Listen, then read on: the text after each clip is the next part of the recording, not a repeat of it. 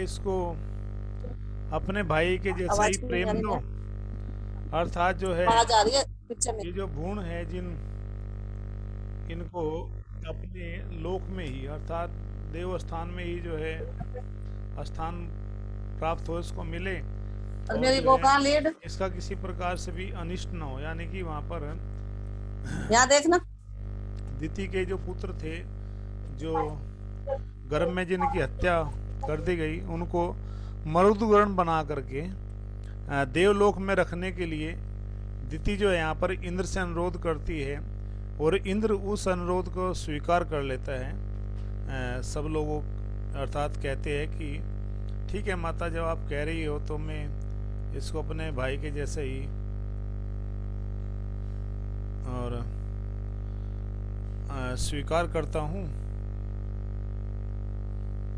अर्थात मैं इनको स्वर्ग में स्थान देता हूँ। दिति माता की बात को माना। दिति के तपोवन में ही इक्ष्वाकु पुत्र विशाला द्वारा, जो तपोवन है जहाँ पर दिति माता तपस्या करती है, वहाँ पर राजा विशाला के द्वारा विशाला नगरी का निर्माण होता है और वहाँ के उस समय राजा सुमति द्वारा विश्वामित्र मुनि का फिर से सत्कार होता है। वे सत्कार करते हैं। इंद्र द्वारा अपने गर्भ में 7 टुकड़े किए जाने पर देवी दिति को बड़ा ही दुख हुआ। वे दुर्धर्ष वीर सहस्त्राक्ष इंद्र से विनयपूर्वक बोली। बात होगी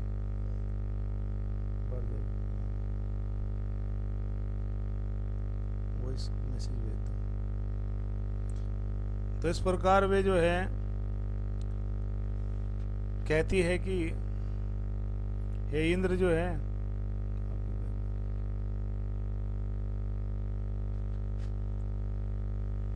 मेरे अपराध को, हे देवेश बाल सुधन, मेरे ही अपराध से इस गर्भ के 7 टुकड़े हो गए हैं, मेरी गलती से ही। इसमें तुम्हारा कोई दोष नहीं है और इस गर्भ को नष्ट करने के निमित्त तुमने जो क्रूरतापूर्वक जो कर्म किया है वह तुम्हारे और मेरे लिए भी जिस तरह से प्रिय हो जाए, अच्छा हो जाए। अर्थात जो भी तुमने किया है हे इंद्र, किसी भी तरह जैसे तुमने इस अपने भाई की हत्या की है, क्योंकि मेरे हृदय में जो भाव था, जो मैं प्रकट करना चाह रही थी, वो मेरा मनोरथ पूर्ण नहीं हो पाया। और जिस प्रकार से भी अब तुमने इसकी हत्या की है, इससे भी तुम्हारा भी चलो कल्याण हो जाए, और ऐसा उपाय मैं करना चाहती हूँ, ऐसा उपाय मैं करना चाहता हूँ हे इंद्र जो है कि ये 7 खंड में 7 व्यक्ति होकर के 7 मरुद गणों के स्थानों का पालन करने वाला हो जाए। अर्थात ये 7 को 7 बार डिवाइड करें कितना हो जाएगा, कौन बताएगा? यदि 7 चीजों को हम 7 जगह डिवाइड करें कितना होगा? तो इतने रूपों में प्रकट हो जाए। अर्थात जो भी ये सामर्थ्य तुम्हारे सामने प्रकट हुई है, जो मैंने तुम्हें बताया है, इसका जो है कल्याण हो। अर्थात जो है ये तुम्हारा भाई जो है 49 रूप 49 हो जाए, 49 हो जाए, 49।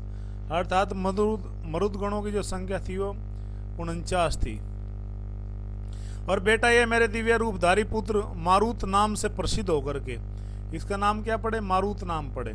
इस नाम से प्रसिद्ध होकर के ये आकाश में सुविख्यात 7 वात स्कंद है उनमें विचरे। अर्थात ऐसे स्थान पर ये जाए।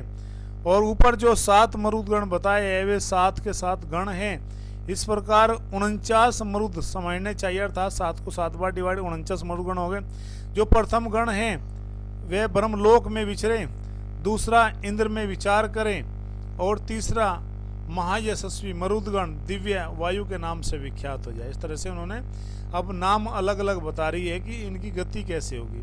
मतलब 7 की स्थिति बता रही है, 7 के जो है 7 इस तरह से, मतलब मरुदगण, गण मैंने 7 ही, 49 मरुदगण समझना चाहिए। इनमें से जो पहला गण है वह ब्रह्मलोक में विचरे, दूसरा इंद्रलोक में, तीसरा महायशस्वी जो है वो दिव्य वायु में विचरण करे।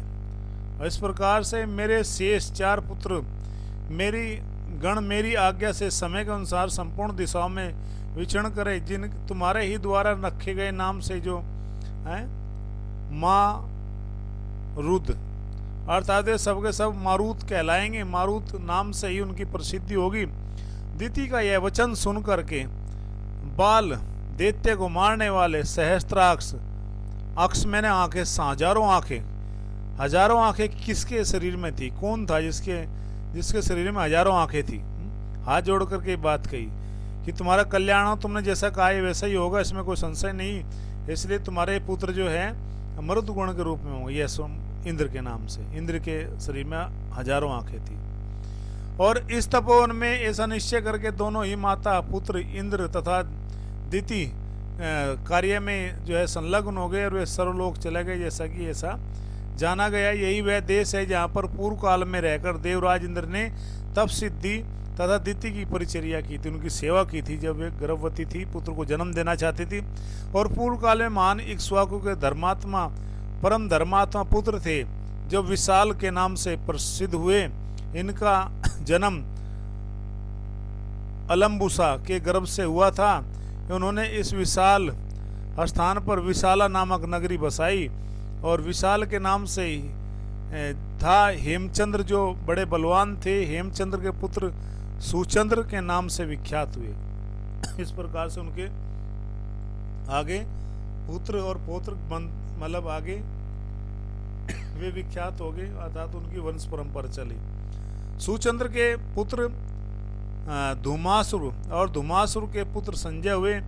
संजय के प्रतापी पुत्र श्रीमान सहदेव हुए। सहदेव के परम धर्मात्मा पुत्र का नाम कुशासु था। कुशासु के महातेजस्वी पुत्र सोमदत्त हुए और सोमदत्त के पुत्र काकुस्थ के नाम से विख्यात हुए। काकुस्थ के महान तेजस्वी पुत्र सुमति नाम से प्रसिद्ध है, जो परम कांति में दुर्जय वीर है और वे इस समेशपुरी में निवास करते हैं। इस प्रकार से जो है यहाँ पर महाराज विश्वामित्र जी के द्वारा विशाला नगरी की और उस स्थान की महत्ता के विषय में बताया।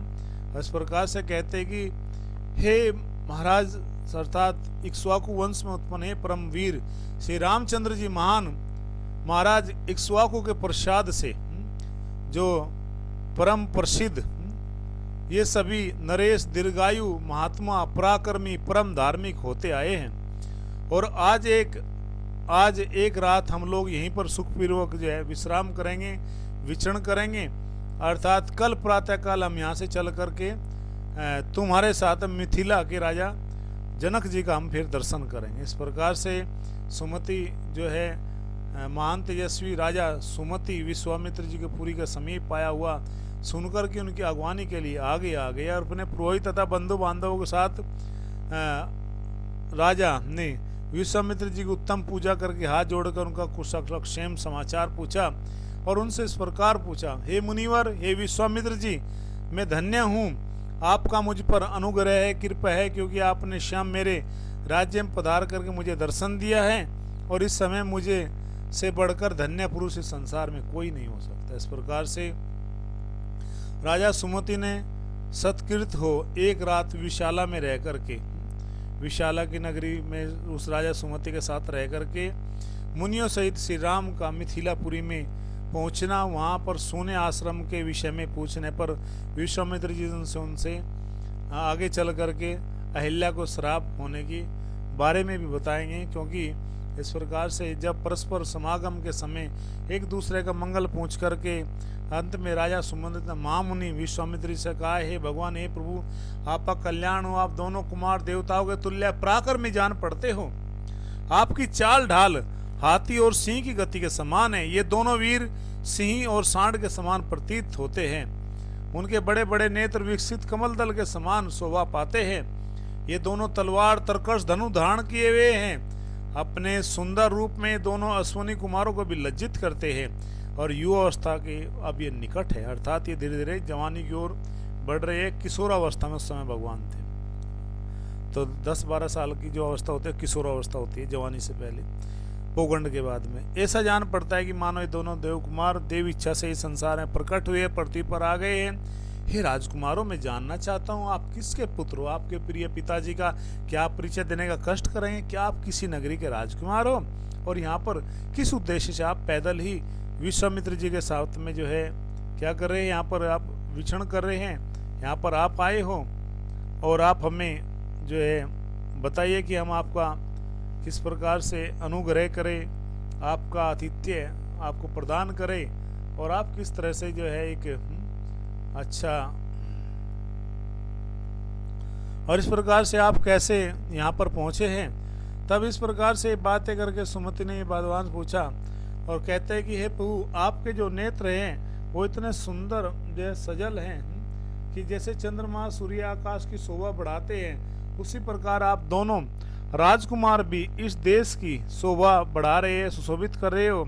और शरीर की ऊंचाई, मनोभाव सूचक संकेत या चेष्टा, बोल चाल, ये दोनों ही एक दूसरे के समान हैं। श्रेष्ठ आयुध धारण करने वाला, आयुध मतलब धनुष को धारण करने वाले आप दोनों नर श्रेष्ठ इस दुर्गम मार्ग पर यहाँ पर आए हैं, अतः मैं आपसे यथार्थ रूप में सुनना चाहता हूँ। सुमति का यह वचन सुनकर के विश्वामित्र जी ने मन ही मन प्रसन्न होकर के सब वृत्तांत यथारूप में निवेदन किया। सिद्ध आश्रम में निवास और राक्षसों का वध करने का प्रसंग भी यथारूप में विश्वामित्र जी ने उस राजा सुमति को कह सुनाया। विश्वामित्र जी की बात सुनकर के राजा सुमति बड़ा आश्चर्य में पड़ गया कि इन दोनों वीरों ने इतना बड़ा महान कार्य किया है। ताड़का सुबाहु और मारीच जैसे असुरों का वध कर दिया। इतने बड़े धनुधर, इतने बड़े योद्धा है ये ऋषिवर, ये मुझे बड़ी अतिशय प्रसन्नता हुई। उन्होंने परम आदरणीय अतिथि के रूप में आए हुए इन दोनों महाबली दशरथ पुत्रों का विधिवत आतिथ्य स्वीकार सत्कार किया। सुमति से उत्तम आदर सत्कार पाकर वे दोनों रघुवंशी राजकुमार राम और लक्ष्मण जी वहां एक रात रहे और सवेरे उठ करके मिथिला नगरी की ओर चले। मिथिला में पहुंचकर जनकपुरी की सुंदर शोभा देख करके महर्षि साधु कहकर बुरी बुरी प्रशंसा करने लगे। मिथिला के उपवन में एक पुराना आश्रम था जो अत्यंत रमणीय होकर भी सुनसान दिखाई देता था। उसको देख करके प्रभु श्री रामचंद्र जी ने मुनि विश्वामित्र जी से पूछा, हे गुरुवर, यह कैसा स्थान है? यह देखने में तो आश्रम जैसा लगता है, किंतु एक भी मुनि यहाँ पर दृष्टिगोचर नहीं होते हैं। मैं सुनना चाहता हूँ गुरुवर, पहले ये आश्रम किसका था? अर्थात ये आश्रम में कौन रहते थे? ये आश्रम ऐसे वीरान क्यों पड़ा हुआ है? इतना सुंदर रमणीय स्थान। यह सुन करके सुंदर प्रवचन कुशल महान तेजस्वी महामुनि विश्वामित्र जी ने इस प्रकार पूछा है। जैसे भगवान रामचंद्र जी ने पूछा कितना सुंदर रमणीय स्थान है, यहाँ पर खाली क्यों पड़ा हुआ है, तो मानो विश्वामित्र जी कहते कि बस इस्कॉन वाले आने वाले थोड़े दिन बाद, क्योंकि इस्कॉन वालों को सुंदर रमणीय यानी कि जहाँ भी देखो हमेशा इस्कॉन के भक्त लगे रहते हैं कि भगवान का नाम पता प्रचार हो। और कभी कभी तो प्रचार करते करते गांव में चले जाते हैं जहाँ पानी अब कुछ भी जो है कभी कभी है होता है या लोगों को पता नहीं होता, लेकिन उद्देश्य रहता है जन जन का कल्याण। अर्थात अगर उस समय इस्कॉन वाला कोई सुन रहा होता तो कहता मुनीश्वर यहाँ बस इस्कॉन वाले आ जाएंगे जल्दी प्रचार करने। तो कहते हैं कि इस प्रकार ये कैसे आश्रम पड़ा है गुरुवर, क्या कृपया बताएंगे? तो इस प्रकार ये सुनकर के महान तेजस्वी बोलते हैं विश्वामित्र जी, हे राम, पूर्व काल में जिस महात्मा का आश्रम था जिन्होंने क्रोध से इसे श्राप दे दिया तथा उनका यह आश्रम का सब कुछ वृतांत मैं तुम्हें कहता हूँ, तुम इसको यथार्थ रूप से सुनो। अर्थात इसको बड़े ध्यान से सुनना। एक ये मैं एक बड़े महान ऋषि तपस्वी की एक जो है शम की कथा बताता हूँ, जिसको सुन करके तुम्हारे हृदय में जो है बड़ा जो है हर्ष और शोक दोनों का अनुभव होगा। इस प्रकार से कहते हैं कि पूर्व काल में स्थान महात्मा गौतम जी का आश्रम था। वह उस समय बड़ा ही दिव्य जान पड़ता था। देवता भी इसकी पूजा तथा प्रशंसा किए करते थे। इतना सुंदर था, अक्सर कर देवता सब लोग यहाँ पर आते थे, विचरण करते थे। इसलिए महान तेजस्वी हे राम जो है पूर्व काल में महर्षि गौतम अपनी पत्नी अहिल्या के साथ यहाँ पर रह करके तपस्या करते थे। उन्होंने बहुत वर्षों तक यहाँ पर तप किया था। एक दिन जब महर्षि गौतम आश्रम पर नहीं थे, उपयुक्त अवसर समझ करके यहाँ पर शची के पति पहुंचे। शची के पति कौन है? और पहुंचे इस प्रकार से जो है मुनि का वेश धारण करता। शची के पुत्र कौन है? फटाफट राइट फिर नाम बताएंगे। तो अर्थात वे शची के पुत्र आए जब वहां पर एक बार कौन नहीं थे? गौतम ऋषि नहीं थे, उनकी केवल पत्नी ही आश्रम में थी। और जो है उस समय वहां पर जो है शची के पति आए। सची के पति आए और जो है ये जान करके कि अब यहाँ पर कोई भी ऋषि नहीं रहते। चलो आप नहीं बताएंगे, हम बता देते हैं भैया, वही इंद्र ही आए हैं। इंद्र ही तो सची के पति है ना।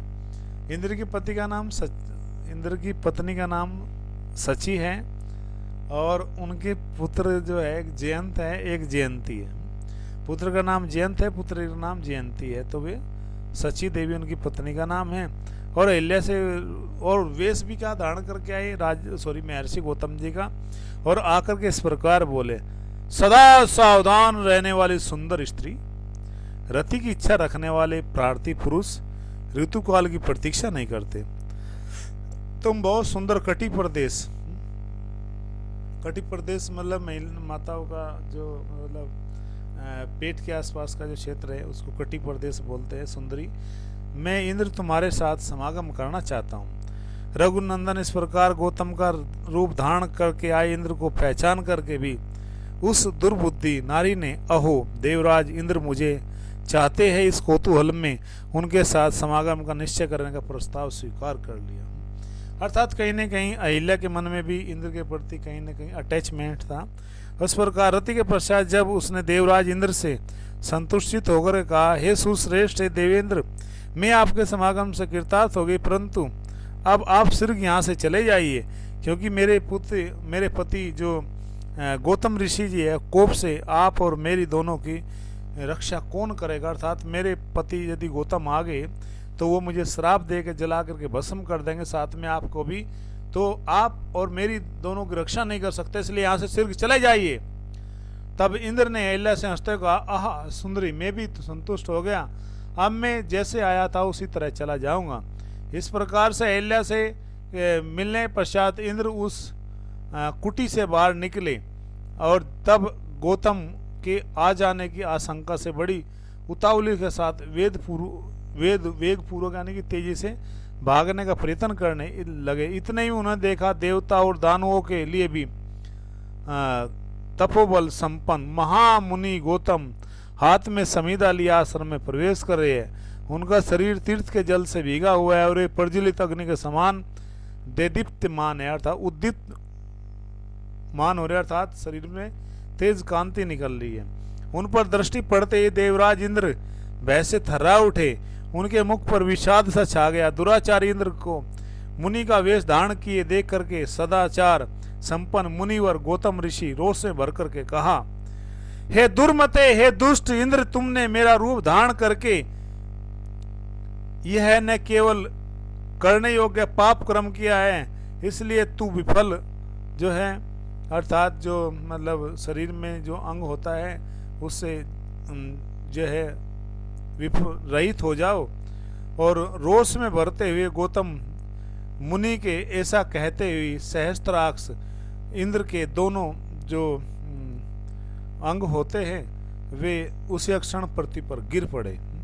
इंद्र इस प्रकार साबित होकर गौतम ने अपनी पत्नी को भी श्राप दिया, दुराचारिणी, तू भी यहाँ कई हजार वर्षों तक केवल हवा पीकर या उपवास करके ही कष्ट उठाती हुई राख में पड़ी रहेगी और समस्त प्राणियों से अदृश्य रह करके इस आश्रम में निवास करेगी। जब दूधर्ष दशरथ कुमार राम इस घोर वन में पदार्पण करेंगे, उस समय तू पवित्र होगी और उनका आतिथ्य सत्कार करने से तेरे लोभ मोह आदि सब दुख दूर हो जाएंगे। तुम्हारे हृदय में जो वासना है कलमश दूर हो जाएंगे और तू प्रसन्नता पूर्वक मेरे पास पहुंचकर अपना पूर्ण शरीर धारण कर लेगी। अपनी दुराचारिणी पत्नी से ऐसा कहकर के महान तेजस्वी महान तपस्वी गौतम इस आश्रम को छोड़ करके चले गए और सिद्धों और चारणों से सेवित हिमालय के रमणीय शिखर पर रह करके तपस्या करने लगे। तो इस प्रकार से हमने यहाँ पर जाना कि इंद्र के द्वारा जो किया गया जो कार्य था वो किस प्रकार से जो है दुख का कारण बना। और कल हम इस प्रकार जाने कि देवताओं पितृ देवताओं द्वारा इंद्र को भेड़ के अंग प्रदान करना और भगवान श्री राम के द्वारा अहिल्या का उद्धार और उन दोनों दंपत्ति के द्वारा उनका सत्कार। इस प्रकार से जो है देवताओं ने इंद्र के वे जो है बहुत डर गए थे वास्तव में, उनके नेत्रों में त्रास छा गया। इंद्र के और आदि देवता सिद्ध गणों के चारणों के इस प्रकार बोले, हे देवताओं, गौतम मुनि की तपस्या से विघ्न डालने के लिए मैंने उन्हें क्रोध दिलाया है और ऐसा करके मैंने देवताओं का कार्य सिद्ध किया है। मुनि ने क्रोध पूर्वक भारी श्राप दे करके मुझे जो है इस प्रकार से अपनी पत्नी का भी परित्याग कर दिया। इससे वह मेरे द्वारा तपस्या का अपहरण हुआ है, और यदि मैंने उनकी तपस्या में विघ्न नहीं डालता तो देवताओं का राज्य छीन लेते। ऐसा करके मैंने देवताओं का कार्य सिद्ध किया। यहाँ पर इंद्र देवताओं से कह रहे हैं, इसलिए मैंने श्रेष्ठ देवता यह सब कुछ तुम्हारे लिए, ऋषि समुदाय चारणगण सब ने मुझे मिलकर जो है अर्थात इस कार्य के लिए मैंने ऐसा किया है। इंद्र का यह वचन सुन करके मरुद गणों सहित अग्नि आदि देवता, कल्याण वाहक तथा पितृ देवताओं ने पास पहुंच करके बोलते हैं, पितृगण यह सब आपका जो है अर्थात उस अंग को प्रदान कर देते हैं इंद्र को। उस प्रकार से वहाँ ये समस्त गण देवता ऋषि गण जो है अर्थात महान तेजस्वी गौतम तपस्या जनित प्रभाव से पुण्यकर्ता महर्षि गौतम के आश्रम में चलो और देव रूपिणी महाभागा अहिल्या का उद्धार करो। कौन कहते हैं? विश्वामित्र जी कहते हैं कि सब कुछ हो गया इंद्र के साथ में, और अब हे राम चलो अब उसका उद्धार करो। विश्वामित्र जी का वचन सुन करके लक्ष्मण से श्री रामचंद्र ने महर्षि को आगे करके आश्रम में प्रवेश किया। वहां जाकर के उन्होंने देखा कि महान सौभाग्यशाली कि जो महान सौभाग्यशाली थोड़ा सा याद रखना, रख दो थोड़ा सा अरे फ्रिज पे रख दो, फ्रिज पे। हरे कृष्णा। थोड़ा सा जो है कभी कभी जो है वो वॉइस का प्रॉब्लम हो जाता है। हरे कृष्णा। तो इस प्रकार से जो है अब क्लियर है। तो इस प्रकार से जो है ये वचन सुन करके जो है अब ठीक है, ये सर नो, ये वचन सुन करके भगवान रामचंद्र जी जो है फिर क्या हुआ कि उस आश्रम की ओर आगे बढ़े और वहां जाकर के महासौभाग्यशालिनी अहिल्या अपनी तपस्या से बहुत देदीप्यमान हो रही थी। इस लोक में मनुष्य और संपूर्ण देवता सुर भी वहां पर आकर के उन्हें देख नहीं सकते थे। उनका दिव्यांग स्वरूप था। विधाता ने बड़े प्रसन्नता प्रयत्न से उनके अंगों का निर्माण किया था। वे मायामयी सी प्रतीत होती थी। धूम से गिरी प्रज्वलित अग्नि शिखा सी जान पड़ती थी। ओले और बादलों से ढकी पूर्ण चंद्रमा प्रभाती सी दिखाई देती थी, और जल के भीतर उद्भासित होने वाली सूर्य की दुर्धर्ष प्रभा के समान दृष्टिगोचर होती थी।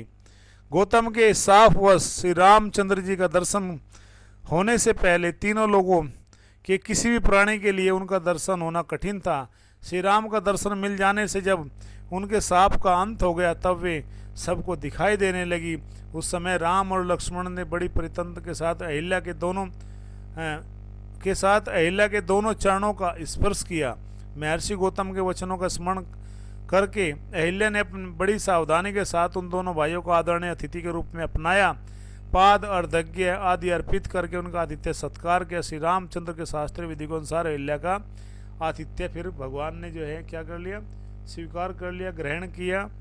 और इस प्रकार से उस समय देवताओं की धुंधुभी बजने लगी। उस समय आकाश में फूलों की भारी वर्षा होने लगी। गंधर्व अप्सराओं द्वारा मान उत्सव मनाया जाने लगा।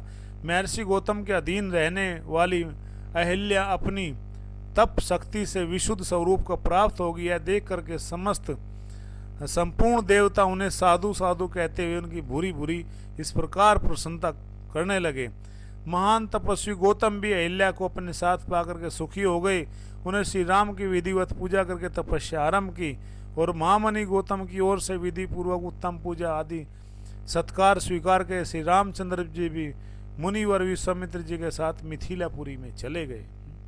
इस प्रकार श्री राम आदि का मिथिला गमन राजा जनक द्वारा विश्वामित्र जी का सत्कार तथा उनका श्री राम और लक्ष्मण के विषय में जिज्ञासा करना, और इस प्रकार से रामचंद्र जी का परिचय प्राप्त करना जो है, अर्थात इस प्रकार से आगे चले और मिथिला नगरी के वे यज्ञ मंडप में पहुंच गए।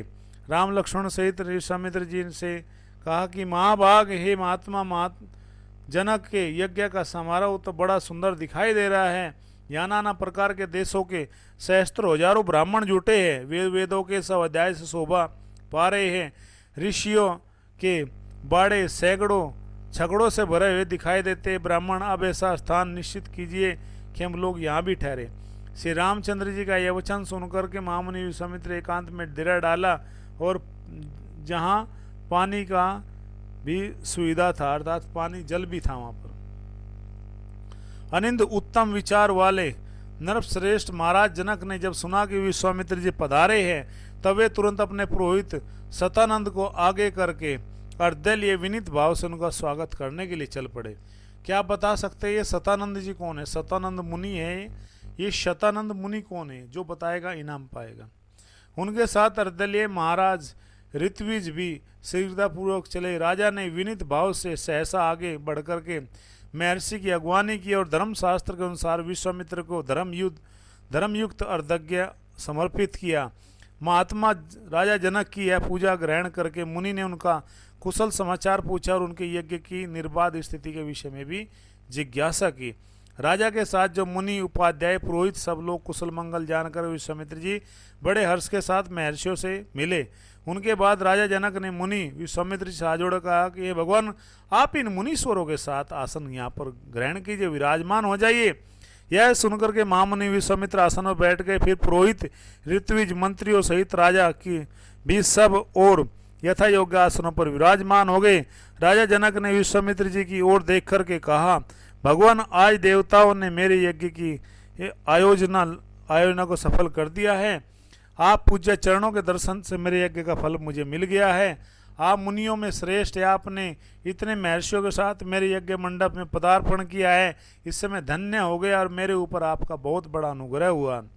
महर्षि मनीषी ऋत्विजों का कहना है कि मेरी यज्ञ दीक्षा के 12 दिन ही शेष रह गए हैं, अतः कुशी का नंदन 12 दिनों के बाद यहाँ भाग ग्रहण करने के लिए आए देवताओं का दर्शन कीजिएगा। अर्थात वहाँ 12 दिन बाद देवता भी आने वाले थे और यज्ञ के सब कार्य की जो है दीक्षा भी शुरू हो गई थी। विश्वामित्र जी का सुन करके उस समय प्रसन्न होकर के जितेंद्रिय राजा जनक ने पुनः उनसे हाथ जोड़ करके पूछा, हे महामुनि, आप कल्याण और देवताओं के समान पराक्रमी सुंदर आयु धारण करने वाले ये दोनों वीर राजकुमार जो हाथी के समान मंद गति से चलते हैं, सिंह और के समान जान पड़ते हैं, प्रफुल्लित कमल दल सुशोभित सुंदर नेत्र हैं, तलवार तरकश धनुष धारण किए हुए हैं, अपने मनोहर रूप से सोनी कुमारों को भी लज्जित करते हैं जिन्होंने अभी अभी यौवन और स्तंभ प्राप्त प्रवेश किया है, तथा स्वेच्छा अनुसार देवलोक में से उतरकर पृथ्वी पर आए हुए देवताओं के समान जान पड़ते हैं। किसके पुत्र है यहाँ, कैसे आए हैं, किसके लिए, अर्थात किस उद्देश्य से ही पैदल यहाँ चल रहे हैं। जैसे चंद्रमा और सूर्य आकाशीय गति की शोभा को बढ़ाते, इसी प्रकार अपनी उपस्थिति से इस देश को विभूषित कर रहे हैं। ये दोनों एक दूसरे से मिलते जुलते रहते हैं। इनके शरीर की ऊंचाई, संकेत और चेष्टाएं प्राय एक सी है। मैं इन दोनों काक्ष पक्षी धारी वीरों का परिचय और वृत्तांत यथार्थ रूप में सुनना चाहता हूँ। इस प्रकार जनक का प्रसन्न सुनकर अमित महाबल से संपन्न विश्वामित्र जी ने ये दोनों जो कहा कि ये दोनों राजा दशरथ के पुत्र हैं, और इसके बाद दोनों सिद्ध आश्रम निवासी राक्षसों के वध, बिना किसी घबराहट के मिथिला तक आगमन, विशाला नगरी के दर्शन, अहिल्या का उद्धार, महर्षि गौतम के साथ जो है का सत्कार स्वीकार कर, फिर अंत में बताया कि ये आपके रखे हुए मान धनुष के संबंध में कुछ जानने की इच्छा से यहाँ तक आए हैं। महात्मा जनक ये सब बातें सुनकर विनीत करके महान तेजस्वी विश्वामित्र जी फिर चुप हो गए। फिर सतानंद जी के पूछने पर विश्वामित्र जी का उन्हें श्री राम के द्वारा अहिल्या का उद्धार का समाचार बताना तथा सतानंद द्वारा श्री रामचंद्र जी का अभिनंदन करते हुए विश्वामित्र जी के पूर्व परिचय का वर्णन करना। हरे कृष्णा। शिला प्रभात की जय। निताई गौर प्रेमानंद। हरि हरि बोल। तो यहाँ पर हमारा ये आज का सेशन पूरा होता, आगे कल।